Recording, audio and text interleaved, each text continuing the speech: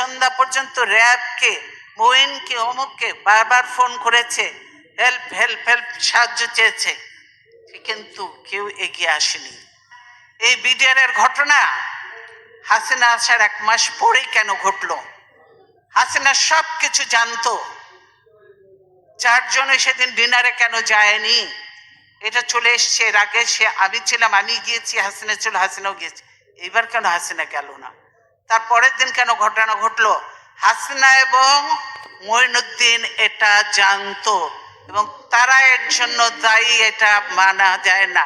কাজেই হাসিনাকে একদিন জবাব দিতেই হবে এটার জন্য।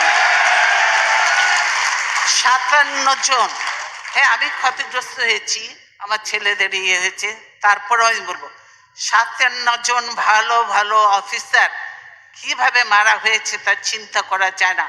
তাদের পরিবারদের সঙ্গে যে আচরণ করা হয়েছে সেটা চোখে দেখা যায় না। আমরা 57 জন অফিসারকে ইয়ে করে কাউকে পুড়িয়ে ফেলা হয়েছে, কাউকে গার্বেজের ভিতর দেওয়া হয়েছে, কাউকে আর এর সঙ্গে জড়িত ছিল আরো, আপনারা জানেন যে একজন ইয়ে ছিল, সে র্যাবে আমরা নিয়েছিলাম, লোকটা খুব ভালো ছিল, শায়েক আব্দুর রহমান গুলজার, আপনারা জানেন গুলজার ধরেছিল ওই শায়েক আব্দুর রহমানকে, তার জন্য রাগ ছিল ওই আজম, মির্জা আজমের, তার বোনের জামাই ছিল, তার জন্য গুলজার সন্ধ্যা পর্যন্ত র্যাবকে, মঈনকে, অমুককে বারবার